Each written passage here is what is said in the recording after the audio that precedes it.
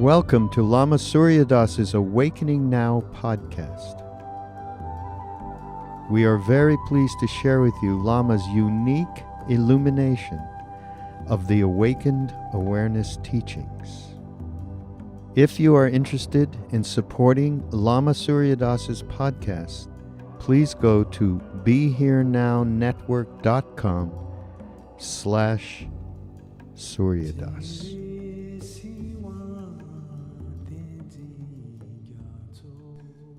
Welcome, everyone.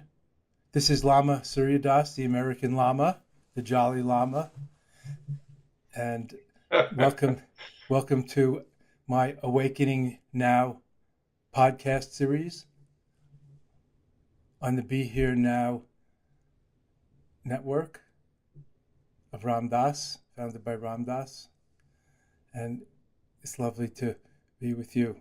Here in Massachusetts, it's snowing 2 days before the baseball season starts, so I'm ready for global warming, although we would like to rebalance the environment, wouldn't we? So today I have as my guest my old Dharma buddy. He was a monk in Burma. He's a mindfulness teacher, etc., and therapist. He lives in Portlandia, Oregon, that unusual place. He's a great guy. We've known each other for at least 20 years. And his current book, he has about a dozen books out. His hot, new, interesting book is called Clearing Emotional Clutter. He has books on mindful eating, mindfulness at work, and other things. He's a beautiful guy with smarts and heart, whom I love. So we're going to have a little chat today, and join in as you can, or email us sometime and we will respond to you. Ask the Lama. People used to ask the rabbi, ask the priest, ask the guru, ask the doctor. They used to ask the Lama too. Now, what do people ask? Ask Siri or ask the Google. Anyway, you can still write to me. Ask the Lama. So this is Donald Altman. You can't hear me? Can you hear me now? Now I can hear you. Okay. So this is Donald Altman, ladies and gentlemen, author of Clearing Emotional Clutter, talking to me from across the country, seeing you, your smiling, handsome face. And hey, Don, look at us. We're all getting older and bolder. Yeah, every day. I know. I never heard you refer to yourself as the Jolly Lama, but I've heard of, I called you the Laughing Lama. Thank you. Well, you've heard of the Dalai Lama, right? So I'm kind of, wherever there's a bright light, there's a shadow. I'm like the shadow, the Jolly Lama. It should be a flavor on Ben and Jerry's, don't you think? The Jolly Lama flavor, kind of maroon acai berry and gold or orange, citrus. Anyway, how do we, I wonder, clear out our emotional clutter? If we want to, of course. Nobody's telling us we have to, but sounds good to me. In fact, how do we clear out our closets, our garages, and our overpacked schedule and busy lives in the over-information age? Isn't that the truth, isn't How do we it? clean out our inboxes in the various portals that messages come? But especially, how do we clear out the emotional clutter? Because, of course, as an old meditator, and we all know, when we become clearer, everything becomes clearer. Well, one thing is I've always felt that we need to notice the clutter and see how it's impacting us. And unlike the physical clutter that you can actually see, emotional clutter is often invisible. And and that's the beauty of meditation, is it allows us to start to see that clutter. I'm also very interested in the work that I've done as a psychotherapist and starting to understand brain science. And the meditators have known that being able to understand, watch your thoughts actually regulates and helps us not grab on or identify with those thoughts. And so now we're actually learning in terms of brain science how that's happening. So it's an affirmation, actually. Yes, I've been following it too the last 10 years. So I've coined it the new Neuro-Dharma, the Oh, interface yeah. of I like that. neuroscience and the contemplative sciences, or meditation, yoga, mindfulness, Yeah. compassion and loving kindness meditations, etc. And there is a lot of great research on that. But of course, the sages and meditation masters throughout the ages have known this and through experience. So it's Absolutely. confirming it, which is good, because religion is like our science. Science is like our religion today. So if science Oh, confirms absolutely. the benefits, physical, mental, spiritual, emotional benefits, then people can believe in it better or get more out of it. Even yoga, there's a lot of research coming out also about Oh, yoga yeah. and its benefits and energy, and not exactly chakras and channels, but yes, like acupuncture, meridians, and other things. It's all related. So I'm a big believer. But anyway, we keep meditating every day and Yeah. try to live the more conscious or mindful life with loving awareness. And but emotional work is kind of hard, and some people hide out in meditation, like you were talking about. Meditation and mindfulness helps us That's see true. the That's thoughts and true. all, but Yeah, and I've seen that one. not get rid of them, especially like process the thinking and process the emotions better. Yeah, I think that some people will use meditation to escape or detach from emotion, and the brain is profoundly emotional. I mean, human beings, just read the news. We're profoundly emotional beings, aren't we? What? Not me. I haven't felt anything since my bar mitzvah. I'm a man, But man. and then, I'm a doer, and, not a feeler. and Not. so you're going to have me laughing the whole time, I That's think, good. right? So, and if we can, You're the Johnny we can Donald. appreciate. With a name like Donald, you got to laugh these days. Oh yeah, I yeah. know. It ain't funny. That's well, they used to make fun of me when I was a kid, call me Donald Duck, and they'd quack Yeah, a lot. it comes to mind. Doesn't Donald That was Duck have better. like orange hair even? Okay, we don't Yeah, have I to think go into so. that, but I'm thinking that, yeah. It's coming back around Quack. to get me in my old age now.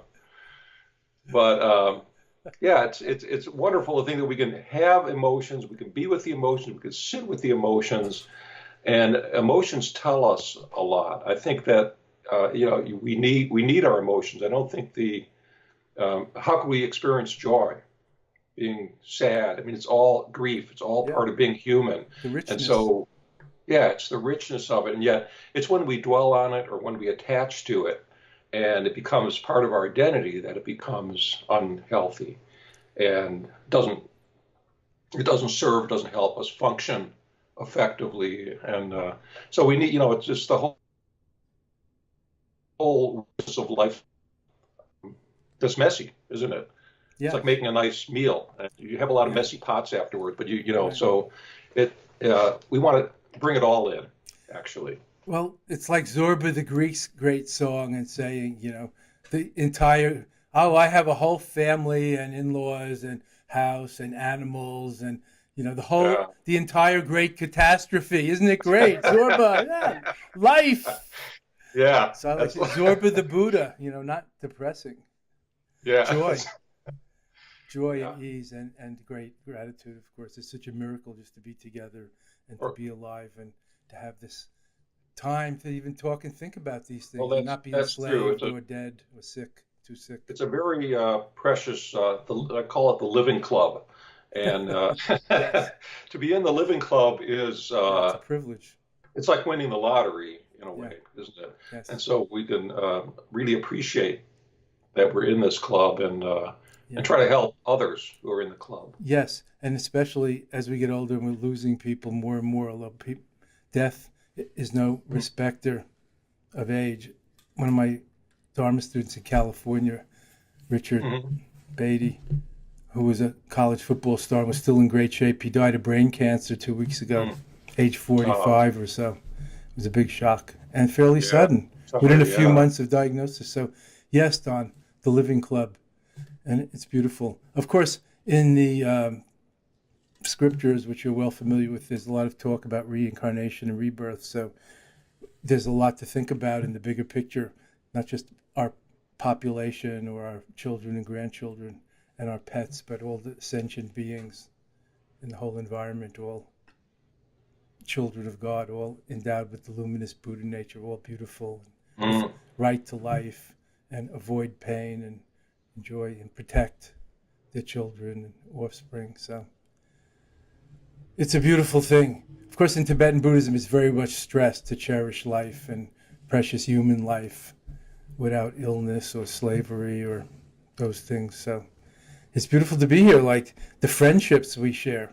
Yeah. I was just out at the Insight Meditation Center in Barre, Massachusetts, driving some of my friends out there from Switzerland, and Fred Van Orman, the main mindfulness teacher in Switzerland, who I've known since 1972 in India, when we Really? were 10-day meditation intensives together and shared huts and things and traveled a little. And I've taught at his center in Beatenberg, Switzerland. He's taught here. We know St. Lamas.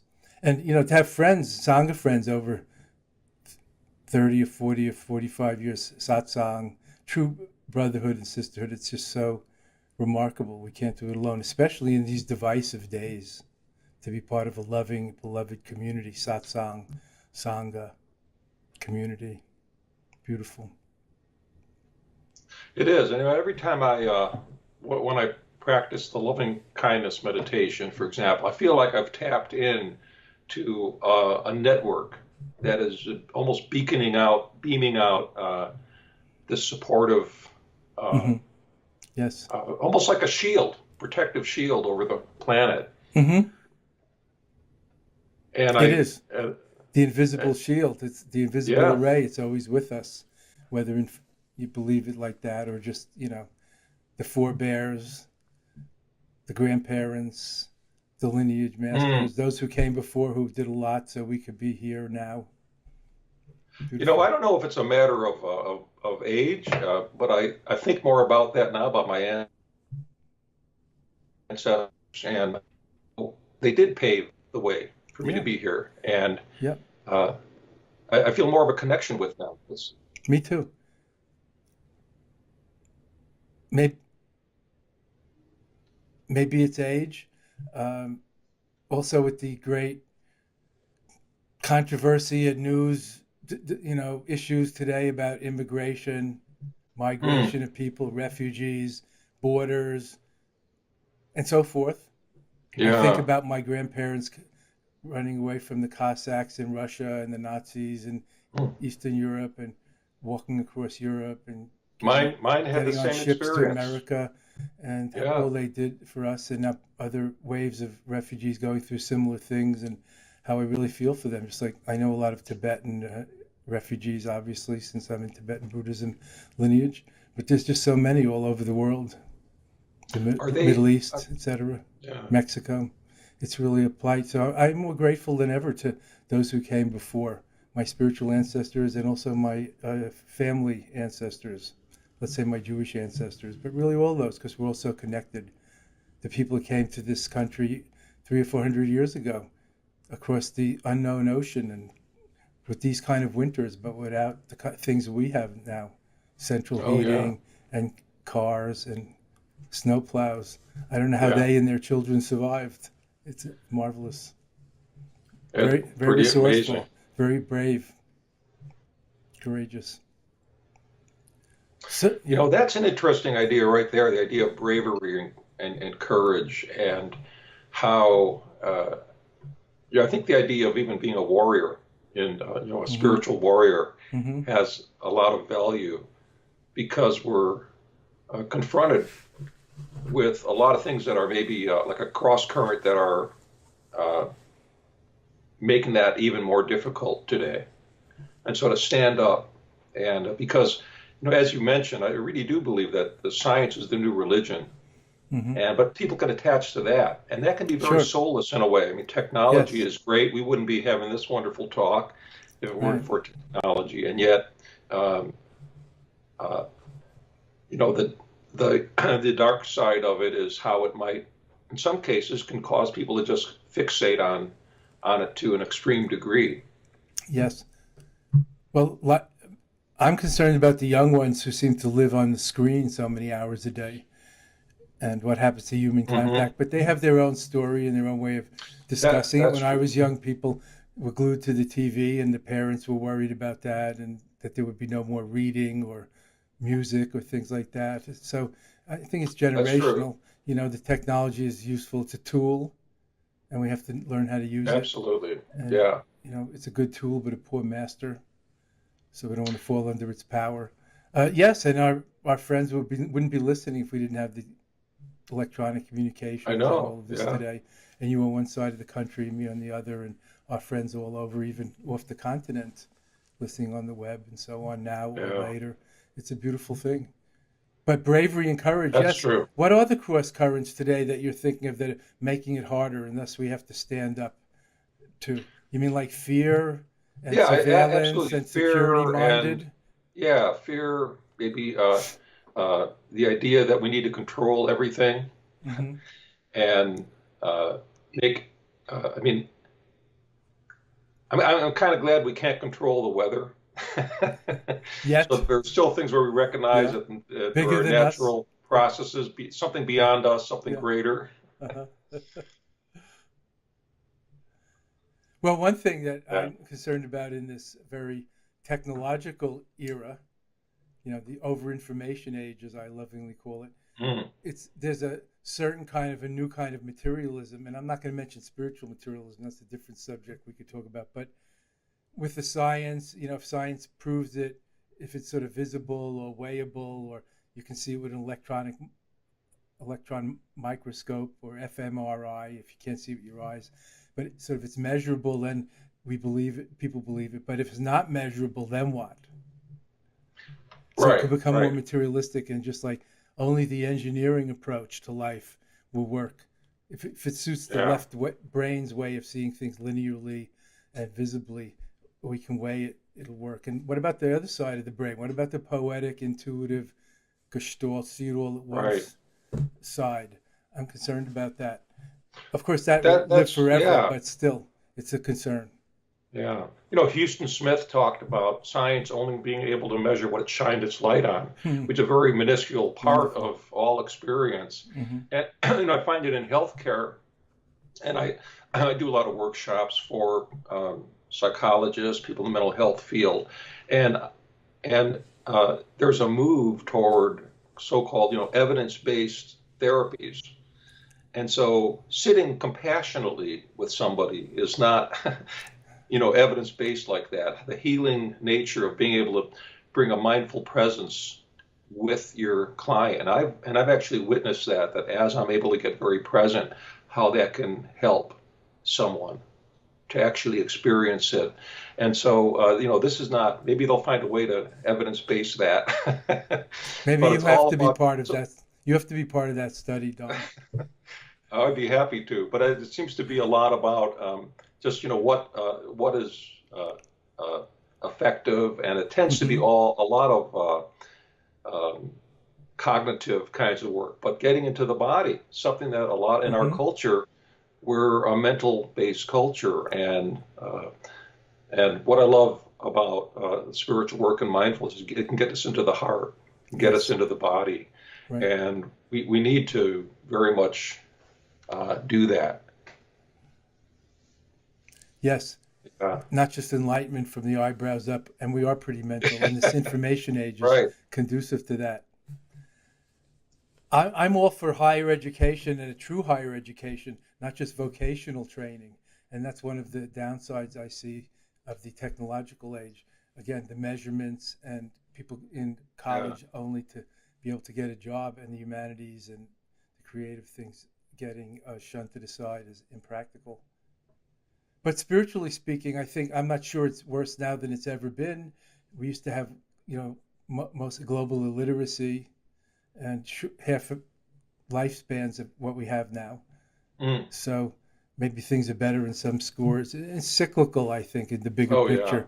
The pendulum swing, just like with the local politics here in America, the pendulum swing every few years or decade between the Every different parties.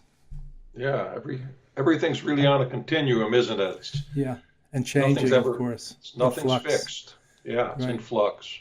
So I'm very interested in how you see things like from Oregon. Of course, I'm in Massachusetts, so we're both part of the blue bubble, and I'm just Yeah.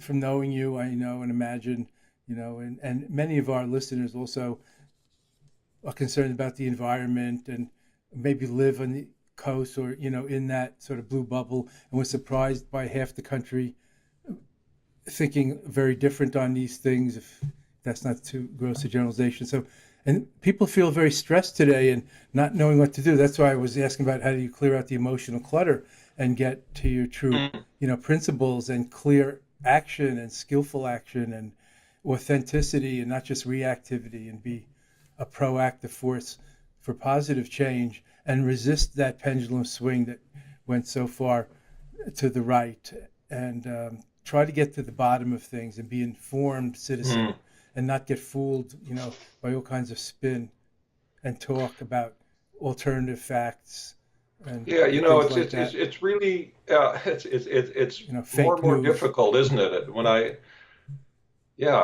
mean, being able to, how do you ferret out the bias, right? And and again, I think it's just a human need to want to feel safe. And so I think it's all driven. I don't care what side if you're blue, you're red, you're purple, whatever it is, you want to feel safe. And so I see that doesn't matter either side. Both sides have a need that's not being met. And how can they begin to really talk? I think that what we need is more dialogue, and for people to not shut off themselves, but be able to really connect and start to understand one another. And David Bohm, who was a physicist who worked with Krishnamurti and working with dialogue and trying to get people to find truth together, to mutually seek for that. I mean, that's not an easy thing to do. And he talked about how, David Bohm used to talk about how difficult it was and how long a process it was to get people to communicate at that deeper level, that they needed to really look at what their attachments were. I mean, this is really the core of Buddhism too, isn't it? Is if I'm so attached to something, and he called it your absolute necessity. What was your real absolute necessity? Something that you just refuse to let go of. And it could be something that you really don't want to look at, right? But unless we... You mean like chocolate? Yeah, exactly. Or like selfishness and egotism, like me first, America first, us first, our religion first, me first. Right, yeah. My way of thinking first. My family first, right? Whatever it is. Right. Me and mine, as Buddha said, is a big part of the problem. I, me, my, and mine, and a lot of people do not want to look there. I've done classes where I would have people do an exercise and talk about their absolute necessity, and many people just they don't want to look at that because they're not prepared to even consider letting go of that. But again, how can you really have a dialogue if you're stuck in that particular viewpoint? And so I think that's a starting place, and from there to understand that everybody, wherever they're at, can go to a place of fear. And so what I love about the loving kindness meditation is it can help, and I would like to see everybody start doing more of that. I was in the monastery with Uthilananda. I don't know if you ever met him. No. In Thailand? Yeah. He was a Burmese Burma. monk. Yeah. But he, when I met him the first time, he just had this wonderful sense of availability and compassion. And I found out later that what he loved to do was teach the loving kindness meditation. And so if we could have people expand from that place, and I think what that meditation does, it takes you out of the I, me, my, and mine. It allows you to understand the suffering of others. But one of the other things I think that can really help in terms of whatever camp somebody is in, because I don't think Buddhism it doesn't necessarily identify with a religion. I don't think we need to make it a religion. A faith. Make it a faith that is hooked to a particular political ideology. It's not, but would be to also really start to understand again what are the roots of suffering. And when you can really look at and see that even that difficult person in your life, and everybody has at least one, as far as I can tell, how can we start to view that other person through the lens of their suffering? That could really shift, give us a new perspective on that person. And I know it's difficult. We can go into an automatic, conditioned response to somebody who, maybe in our family knows how to push our buttons, those expert button pushers. Right. Who may be our best teachers in terms of getting to see our own attachments, the buttons, the overreactivity, and make some different choices or recondition our Absolutely. conditioning. My father kept pushing my buttons. He passed away, about 4 years ago. That's but he was recent. I think that he was one of my best teachers because he kept pushing those buttons. And even as I got older and I was aware of the buttons, and I'd go visit him in Florida, and but I knew I was going to get the button pushed. And so I got to keep working on it. So I'm grateful that he lived as long as he did. Lucky you. Very good. Yeah. Well, this is a big issue you're raising. Yeah, beautiful. The absolute necessity and our personal subjective distorted view based on our attachments or the things we can't give up. So how I feel like it's important not just to understand the other's suffering, but to feel it, like to empathize with them, try to see it through their eyes. Like if I grew up in those countries and my parents and priests and peers were doing those things and telling me those things, then I would be doing what they're doing, even if now I can't have a totally different view, or like they're like our enemies or I'm their enemies, or like kids in Germany joined the young Nazis when they were 5 or 10 because everybody else did, just like we joined the Boy Scouts in the suburbs in America because everybody else did. We didn't know what it was really attached to. A little uniforms, a little discipline, some tents and all. Exactly. Yeah. So I start to feel like if I can feel what the other's feeling and where they come from and realize there but for the God go I, not pityingly, but like they are us, they are me, and I'm them. Mm-hmm.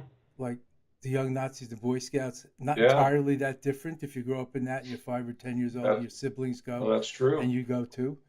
So I know this is a caricature, but I think it's also relative because this is a big, big issue about the us and them and not feeling why others can be so different and see things so differently and not recognizing our own subjectivity. In fact, I think it might be a Buddhist principle, but this is my interpretation or translation, that everything is subjective, like a dream. Subjective might be the word. And how we get more objective or clear or see things as they are, not as we would like them to be or we're conditioned to see them, is a real journey.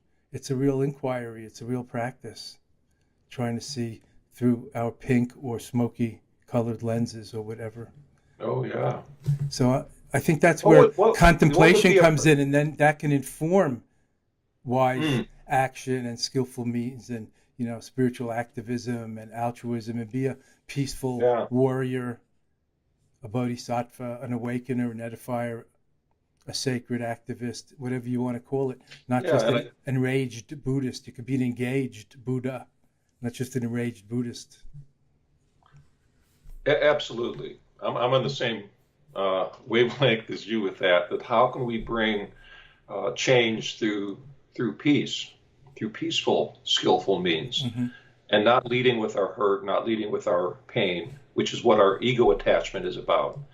And that takes wisdom and discernment and practice, reflection, as you say.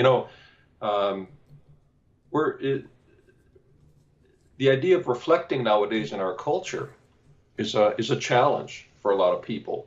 But I think people are hungry for it. I think people are, and I think that's why even your podcast is so important, is it allows people to reflect and think about some deeper issues in their life. So, it's easy to get stuck on the superficial channel, if you will. And there's plenty of it barraging us in this cacophonous and noisy, tumultuous times. Well, thank you. That's very nice to hear, Don. Speaking of which, Sharon Salzberg is also one of our podcasters on the Be Here Now network. Check it out, Sharon Salzberg. Oh, The great. mindfulness and loving kindness pioneer in the West since the 1970s. And she has a new book coming out called True Love. So I'm looking forward to, she's written many books about loving kindness and Heart as Wide as the World. So Yeah, I great. recommend that to you and to everyone. And I will read it too, to learn more about true love and cling-free relationships and not leading with your hurt, as you just said, and clearing the emotional clutter, as you've written about. I'm thinking that one thing we need today is really, and I've said this before, and I wrote a book about it, Make Me One with Everything, is moving from the me to we, the I to we, and us together, and taking action, especially in these divided times, linking hands and hearts. And I'm involved to a certain extent in interfaith dialogue and conferences and panels with other religious leaders. And a problem is, and this may relate to the political divisiveness too, how we can have dialogue, is we're preaching to the converted. It's all the moderates of the different camps that have dialogue. The extremists, the people that want to go back to Sharia rule, if that's how you say it, they don't believe in democracy or dialogue or equality or having women sitting on the panel also. And not just to pick on them, there are other groups that also have such, what should I say, customs or prejudices or limitations. So how do we dialogue with people that don't want to talk and dialogue to us? If the aisle is, just across the aisle, a lot of senators and Congress people are friends and do, argue from opposite points of view in the Congress. Then at night they have dinner together or go to each other's kids' weddings and family affairs. And how can we do that if the trench seems like a Grand Canyon between us and the less moderate in the different groups, religious or political, or other countries? Is to get people to just know each other personally. Yes, that always helps. Have a meal, share information about your family, and to see this person as really there's more similarity than dissimilarity there. And maybe that can help break down some of those barriers that we have, the us-them dichotomy. Yes, I would hope so. So how do we do that, like with Tibetans and Chinese communists, or with Jews and Arabs in the Middle East who live so close together and do know each other and each other's customs? Or just to think more locally, like I'm a Buddhist teacher, I'm Jewish on my parents' side, I have yoga and Hindu gurus and background, but I have no real contact with Muslim Islamic leaders except at an occasional conference every few years. And we don't know each other, and they don't invite us to their mosque. I mean, we all speak, as you would know, and you do at universities, synagogues, churches of all kinds, etc. Probably not at mosques, I would guess. I mean, I've been inside lead meditation in Sing Sing, maximum security prison in upstate New York, invited by the Quakers, but no mosques, not one single mosque. What about you, Don? How do we cross this chasm, not just the aisle?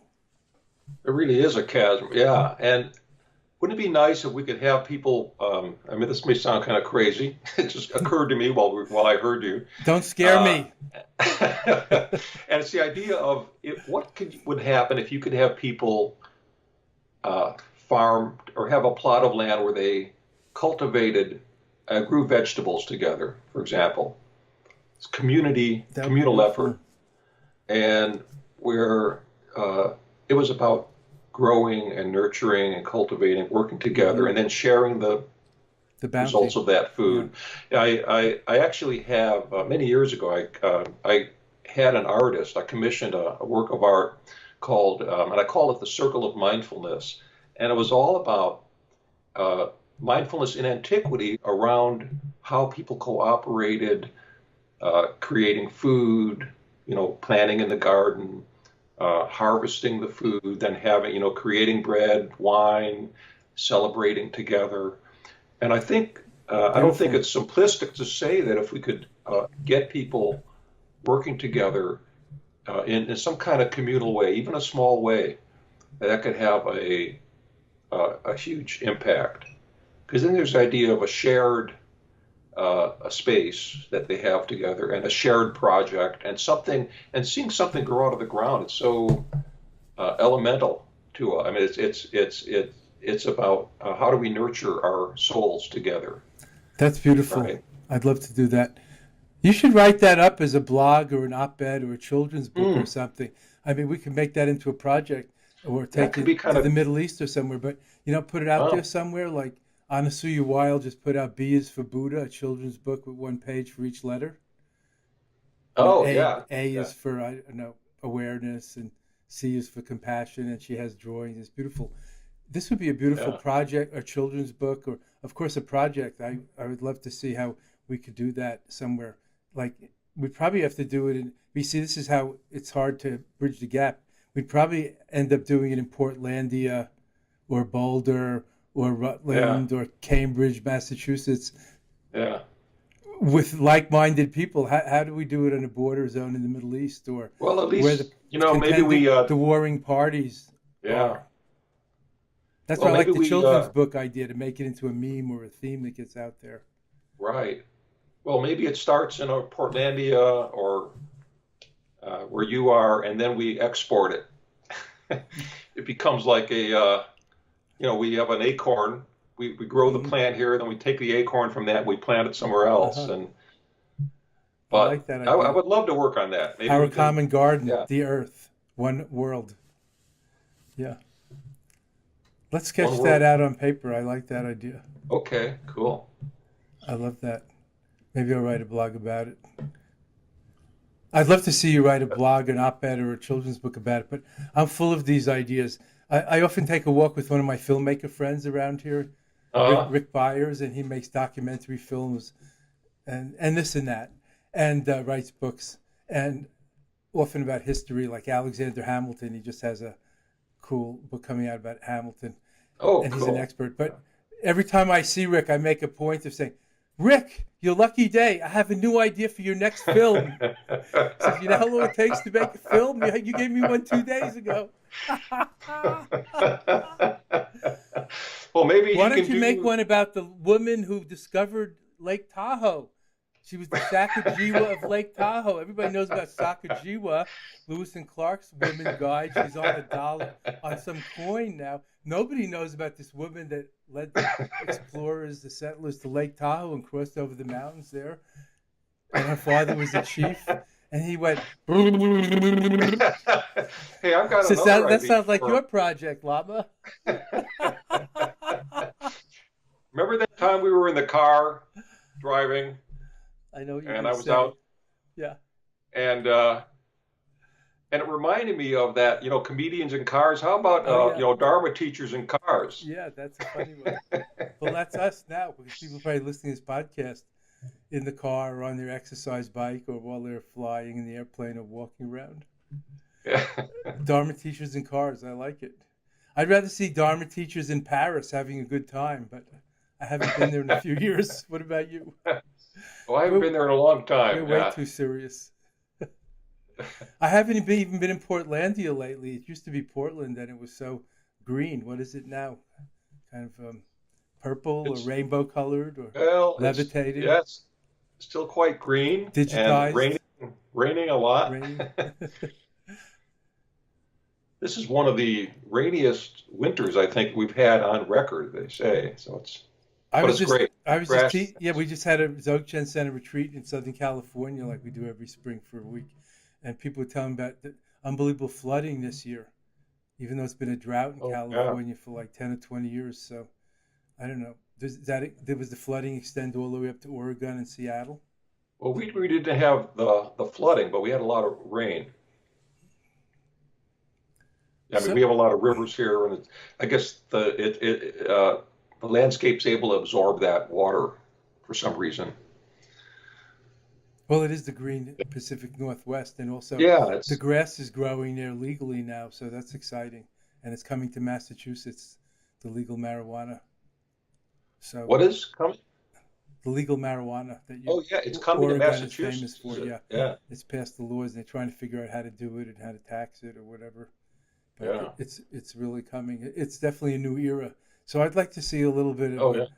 the spreading of some of these other universal laws that we believe in or have been thinking about for many decades or generations, for a better world and not have another century of war Mhm. like the last century, but a century of dialogue, as the Dalai Lama Wow. is talking about and hoping for. And we were just talking about the importance of dialogue Is and is how to that what bridge the chasm.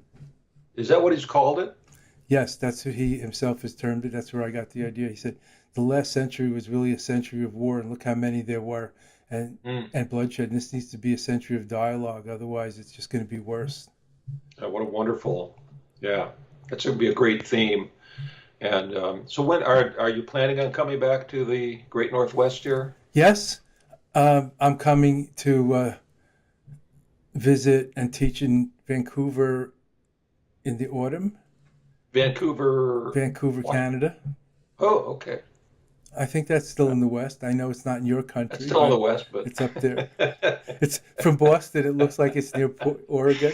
It's the Pacific Northwest to us with the New York view. You know, we don't have very clear sight beyond the Hudson River. It's kind of a big, vast plains out there with some Yeah. mountains. What about Well, you? it's You very. coming to you coming this way soon to the East Coast Uh, on well, your I'm coming. workshopping? Yeah, in about 2 weeks, I'll be in Parsippany. I don't know exactly what that is, but That it's in sounds New like New Jersey. York, New Jersey. Yeah. Hmm. So I'm just doing a quick 2-day workshop there. What's the Uh, topic? One of your books? it's well, it's really kind of based on my book, The Mindfulness Toolbox. So it's called Nice. the Advanced Mindfulness Toolbox for Rewiring Your Brain. And it's what I found is the when I do the 1-day workshops now, it seems like I'm barely scratching the surface. And so the Hmm. 2-day, it's really nice because I get people have a different kind of, I slow the pace down. We do a lot of different mindfulness practices, mindfulness meditation, mindful walking, different grounding practices, and even talk about having people become more aware of lightening up and laughter and how they hold their body, Wonderful. and just a lot of uh, I get people telling me, and many of them are psychotherapists Hmm. and psychologists, but I get people who go there just for themselves Hmm. and find it extremely nourishing. I had a woman who, after the mindful walking, came to me and she was in tears, just tears streaming down her face, and telling me how it had really altered her experience, slowing down and moving her body in that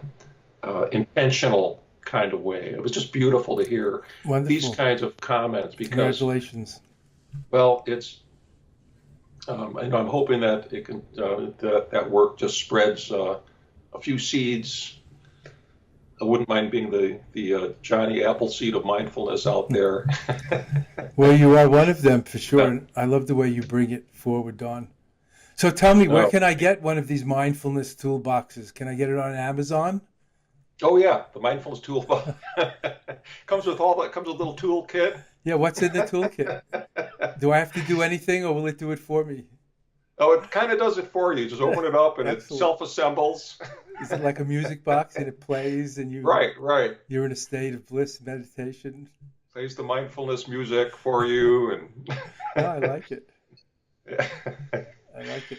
Well, mindfulness is certainly having its time, and it's a great thing, and we can all use some, be more mindful and less mindless, and have less accidents through inattention, whether at the Oh, driving yeah. wheel or anywhere else, I and be was more conscious.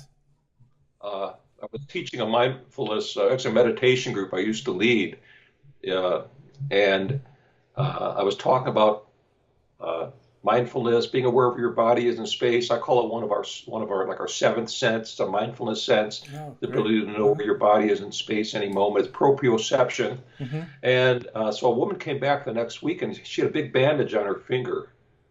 And maybe I shouldn't have asked, but I did. I said, "What happened to your Yeah. thumb?" Uh-huh. And she said, "I was making a mindful salad, and I was thinking of something else while I was chopping the Right. veggies." Yeah. And Well, in New York, people that's say how there are more accidents happen. there are more people coming into the emergency wards and hospitals on Sundays from bagel knife cuts than any other wound in New York on Really? Sunday. That's the urban legend, especially Sunday where bagel knife cuts. Yeah. So That's as you fun. said, she she was making mindful salad. She started thinking of something else, and she cut her thumb. There it Yeah. is. It's I've not an had accident. It's people, from yeah, inattention, so we could all do better and be more present. I mean, you know how people, especially men here, you don't listen. We can be better listeners when we're more present. It could transform all of our relations to our intimate partners, to our kids, to our boss, listening to nature, listening to our inner heart or our inner world, also absolutely. inner voice or higher voice, however you see it. Yeah. Oh, if we could just all listen a little better, things would vastly change. And I always say another thing is, what if we paused, took a nice breath, even before we hit the send button on the computer for the email? Mm-hmm. Yeah, that would be great. Um, I think Thich Nhat yeah. Hanh teaches that, doesn't he? Whenever they So, ring a bell at his center, the mindfulness gong, everybody stops just for like a minute, what they're doing, even if they're walking or busy. yeah. And he also says, the great Thich Nhat Hanh, peace activist and Zen master of Vietnam, he says, it just went on my head. Oh yeah, that why don't you just take a breath and let the phone ring one more time before you pick it up? That's like how you create more mindfulness time. Yeah. Just let it ring one more time before you pick it up and have that few seconds of mindful relaxation before you rush to the next thing. Absolutely. Well, I'm mindful Yeah. of the relative time passing, although in the timeless and the eternal now, nothing moves and everything is just in harmony and almost still. But it's 4 o'clock here. We've been talking for about 45 or 50 minutes, so I need to wrap it up. But Don, it's been great to get together.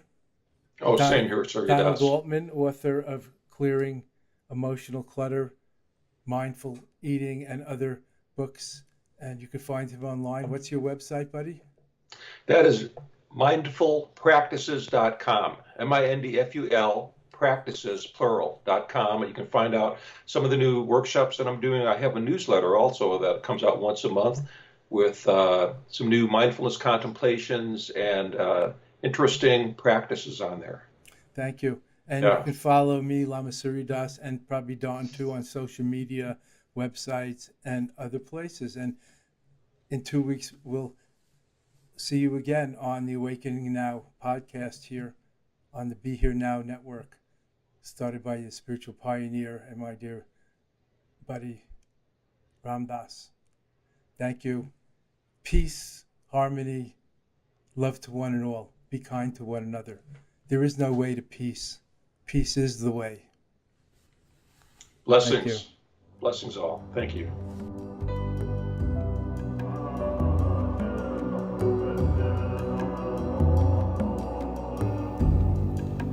तेरे सिवा